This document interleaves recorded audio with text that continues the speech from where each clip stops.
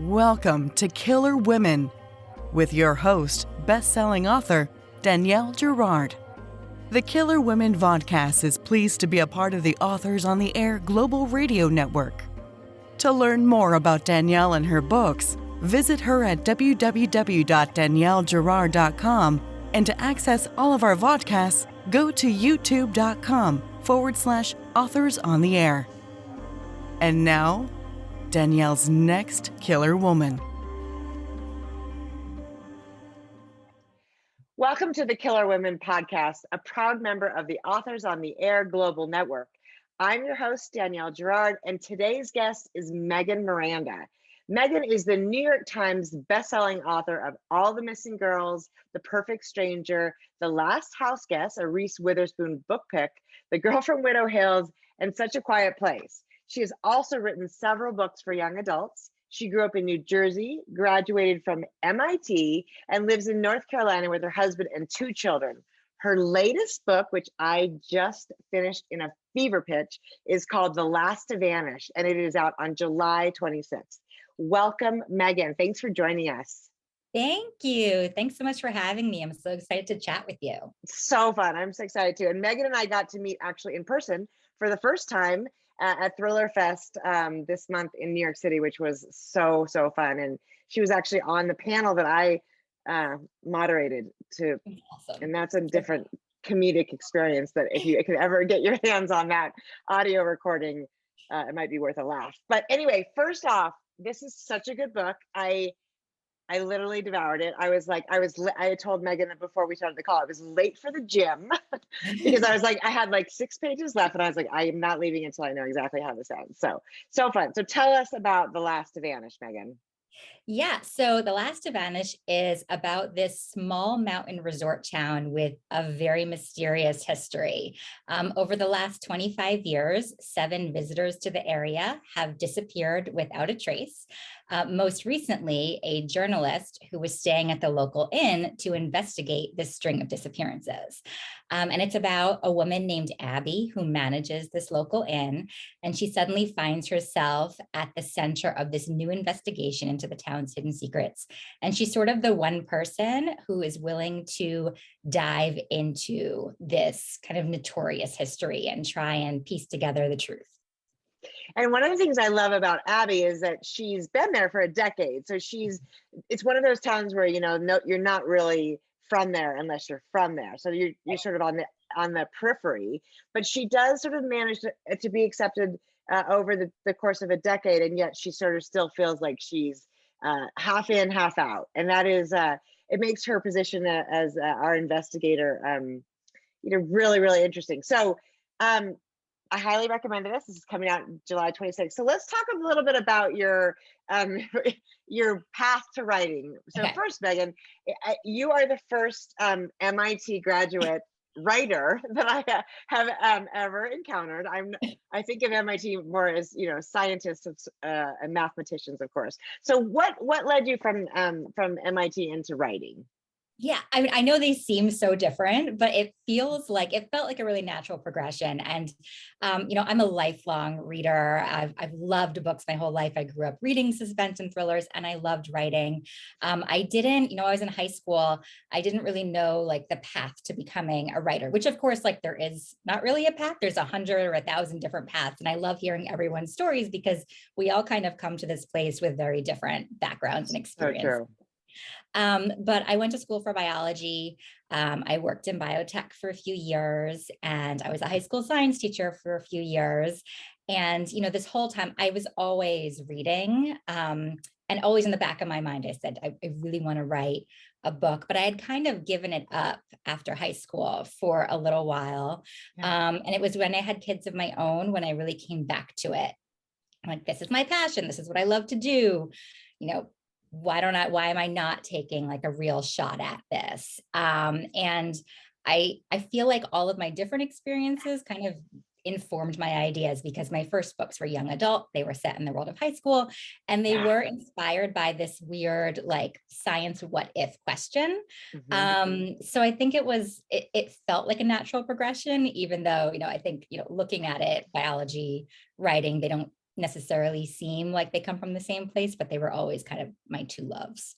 Right. And it makes sense. There is something sort of, because I came from finance, I spent 10 years in finance, and there is something, you don't want to call it a formula, but there is sort of a pattern and a rhythm that there's something sort of musical, mathematic about writing, right? You have to have a certain, so that kind of makes sense to me. And the biology makes me think of John Green, of course, who's, was also like a science teacher, wasn't he? Anyway, but that makes sense to me. So then though, you did, how many YA books did you do?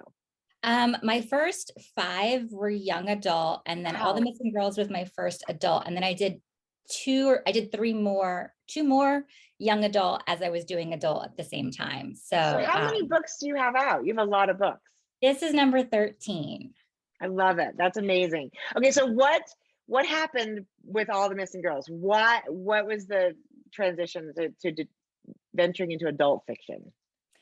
So it's interesting because, like, looking back at it, I don't think there was a moment where I was like, I'm going to write an adult book right now. It was more like, I feel like it really comes down to the character and the story, and that I'm not someone who like comes with plot first. It's more character first. And so it's really like, what's the right character who's suited for this type of story, this type of experience. And when I started writing All the Missing Girls, I really wasn't sure at first, because I knew this backstory of what happened when the characters were in high school.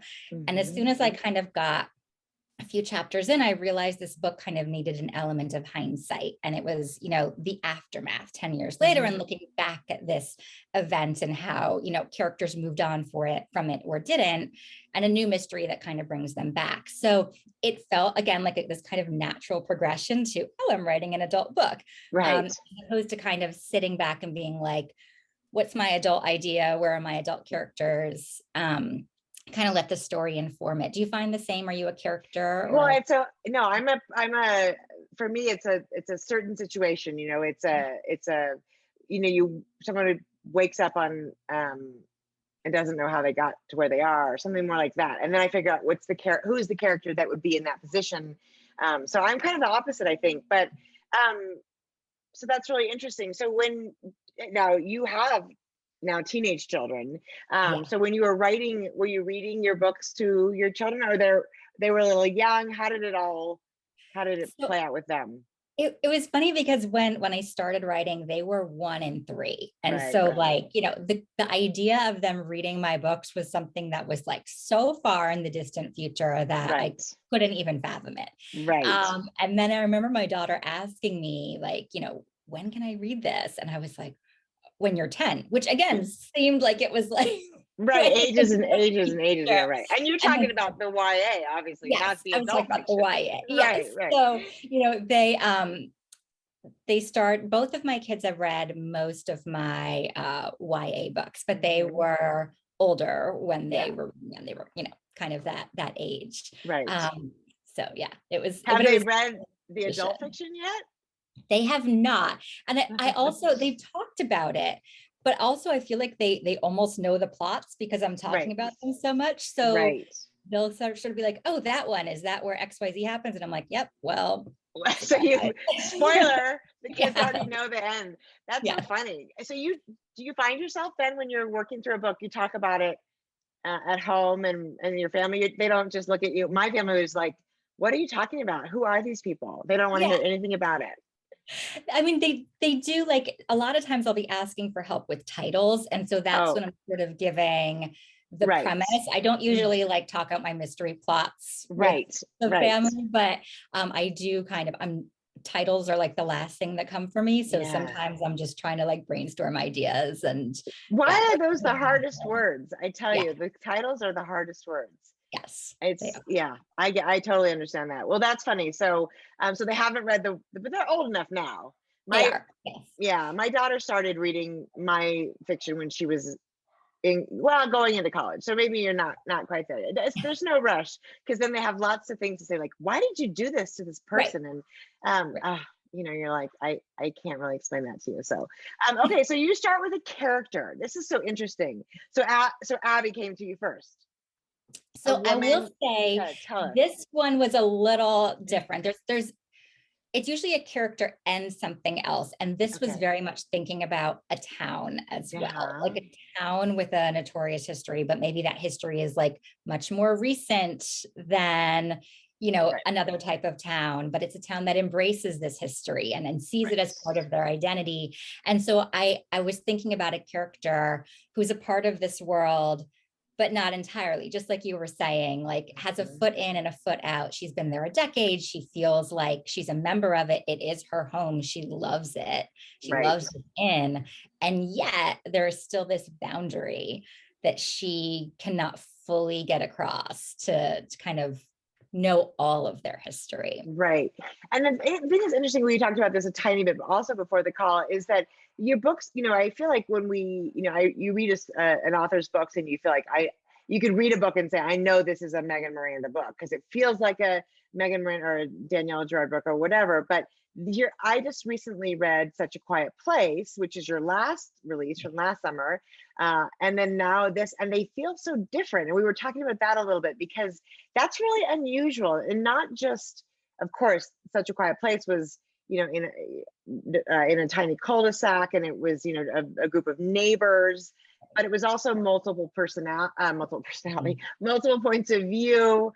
And this is, this is just it's single point of view, it's first person. And I think that was mixed, right? It was Such a Quiet Place. It was, you were in the first person for the main character, but then other people in third. You had like the message boards, which kind of gave Yes. you an insight into the Oh, other right. characters. Right. Yeah. I guess that's right. Okay. So it wasn't really multiple. That's right. You did. That was But a you were really kind of getting other perspectives from that. You're right. totally. That was very clever. So I felt like they're very different. And Abby it's not just, of course, this current mystery. There's a theme of going through Abby where she's sort of also in a process of discovering kind of, who she is. She's obviously now, she was young when she got there, right? Yeah. Her mother had passed away. I don't think I'm ruining anything.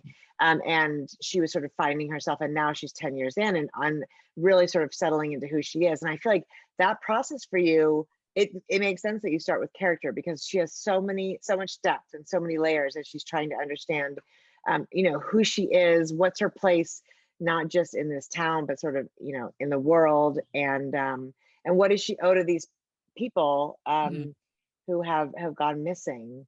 So it's really, I'm talking out loud because I'm just trying to understand your process, but I think that's so interesting. So tell us how much you knew, like, walk me through a little bit, like, what do we know when you started this? The town was part of it and Abby was part of it. And you talked a little about sort of the history of the town. What did you know about Abby when you started to write?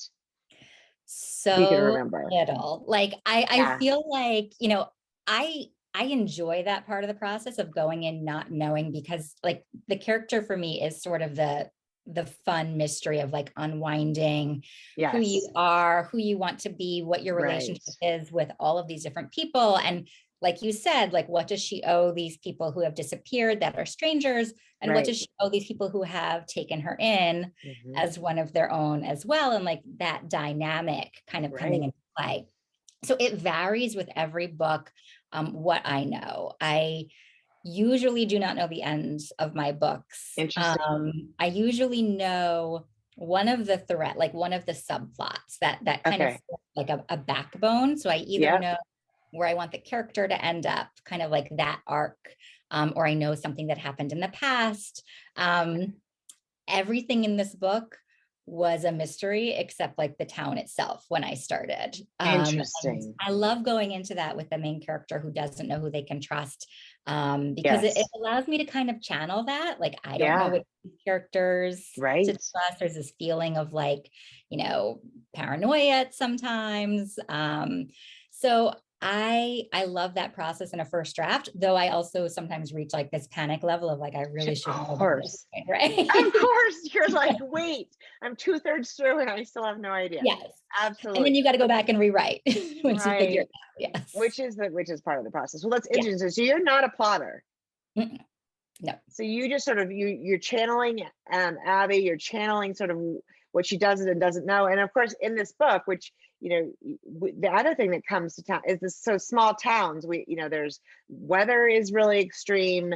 Technology is not very, you can only get cell service in one little corner of the office. So there's all these sort of challenges that actually, I'm in Montana, so I am familiar with some of those, they're actual, that's a real thing, right? The phone lines go down because of a storm or wind, or and that also adds to and the thing that's wonderful about this town, which is true I think of each one of us, is that everybody has a secret, right? Everybody has, and whether those secrets are really nefarious or not, it's just things that we don't necessarily want to admit.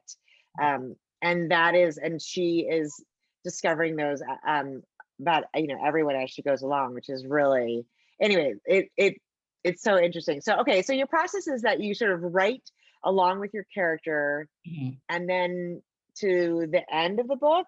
So I've done that, and it's sort of like a disaster, like where did I go wrong sometimes. So when I say I don't plot, I mean I don't plot at the start, but I definitely, there's kind of like, I guess, turning points. And so when I start a book, if I can see, okay, this is kind of my 50-page turning point of like the launch, right? The setup into the launch. And I feel like I can write that. Usually the thing I see pretty early on is like the halfway points. And that's kind of the moment where maybe the perspective shifts dramatically of what we thought was happening, or it puts things into different perspective.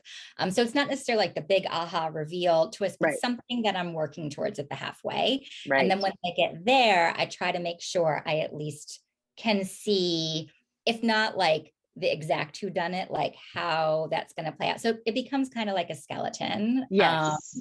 Is that how you work as well, or do you plot? No, I actually, I think I'm more on the disaster level. I'm trying to get better about this, but I tend to go sort of all the way through. And then, and my out files oftentimes, I that's what I call when anything I remove from the draft ends up in an out file. And oftentimes, if the book is 100,000 words, the out file is like 60, which really is painful. So I'm, I'm 15 books in, and you think I'd get smarter, but not yet. I'm working on it. I'm working on getting smarter. But I know what you're saying, because there is, I have that too. I think I do get lost. So do you then does somebody read those for you? You have, when you get to sort of this point, you're like, does this first half hold up? Yeah. So sometimes it depends, like when my deadlines are and how far I am in the process too. But I usually send an early look to my editor as well, to kind of make sure like this is the set is working. This is kind of what we were all hoping it would be. And a lot of times, like I'm someone really interested in the way stories are told. So sometimes I try different structures, and that's when you talk about like throwing out things or 60,000 words. I mean, I've had to rewrite books because the structure wasn't right. It wasn't the right way to tell a story. And then, I have my 10th book, I rewrote like 4 to 5 completely different drafts. So I feel you on that. Yes, I think it's like you said, everybody's process is different. And unfortunately, every book is different, right? You think, oh, I know how to write a book. And it's not true. So you are known. I mean, you are like, everyone's like, oh, Megan Miranda plot twist. It's like you are sort of the queen of the plot twist, which is and so interesting then to me to talk about the fact that you don't necessarily know that's coming. Or is that one of those pieces of the sort of skeleton that you sort of see from a little bit further away? Or do you write back into it? How does that work? Sometimes, like it really, and I guess the thing that I like, because I feel like I love reading plot twist books and twisty books, and you always try and figure them out as you're reading. And so I try to be like, even if you're going to see the big one, there's a lot of little surprises along the way that or things that resonate and are meaningful. So I don't necessarily like, I see little ones, and sometimes I feel like those have the most impact. And so I try to, sometimes when I'm plotting, as I'm writing, it's not necessarily about what happens, but what's revealed or what you learn in each section. And so that's smart. Kind of the reveal. Yeah, you're good at holding things back, which I think is an interesting thing. Like I think my instinct is always like the reader needs to know all these things. and yet that's really where we're supposed to sort of not, we're supposed to hold that stuff back. And that, I think you do a really good job with Abby.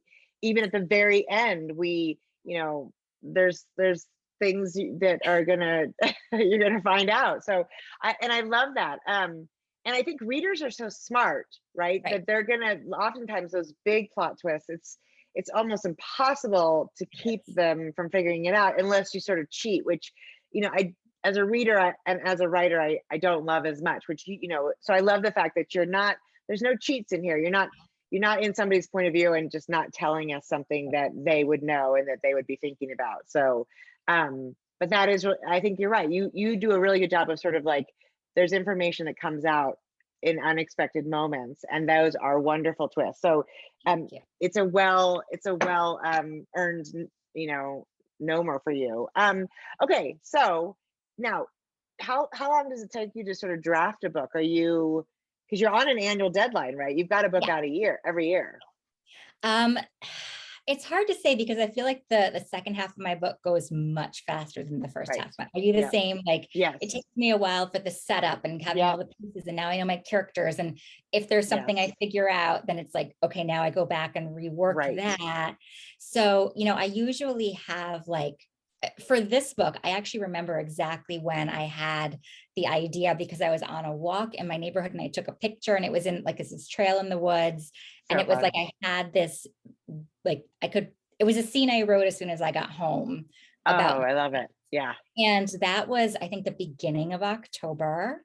And I turned my draft in right before my last book came out. So it was the beginning of July. So that was that feels kind of like my process. Yeah. That's right. About like eight months, probably start to finish. And the majority of that time is spent laying the foundation, which makes sense, right? Once you know the foundation, you know the world, everything happens a little faster. So that's fun. So do you, I know you have your mom, we were talking about this, you're a chauffeur, you don't have a driver yet. So are you sort of get the kids off and then work during the day?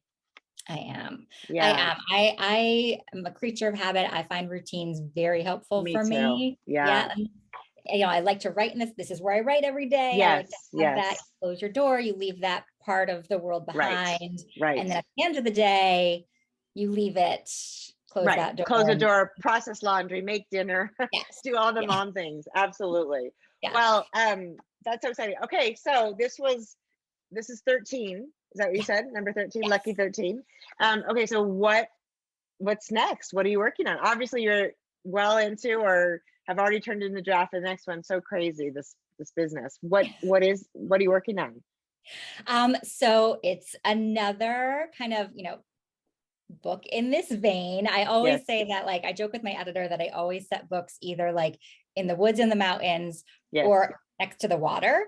And yes, you do. You the water do. Okay. next year. So I don't want to say too much because I'm still in the process, and because I don't do too much plotting up front, some things can change before. But yes, it should be out next year. That's so exciting. That's so exciting. Okay, well, this is fabulous. So this will be out in just a heartbeat. Tell us where do we find all the information about you and all your books, your website, social media, all that good stuff. Okay, so my website's meganmiranda.com. You can sign up for my newsletter through there or find my social media links. I'm probably most active on Instagram, Megan L. Miranda there, and Facebook, author Megan Miranda. Wonderful. Well, this was so fun. It was so good to have a chance to talk about this book and all of your books, and everybody should go and pick this up. And until I look forward to the next one, and I hope you'll come back and visit us again. This has been the Killer Women podcast. I'm your host, Danielle Girard. You can find me at daniellegirard.com. And this has been our chat with Megan Miranda. Thank you again so much for joining us, and we'll see everybody next time. Thanks so much for having me.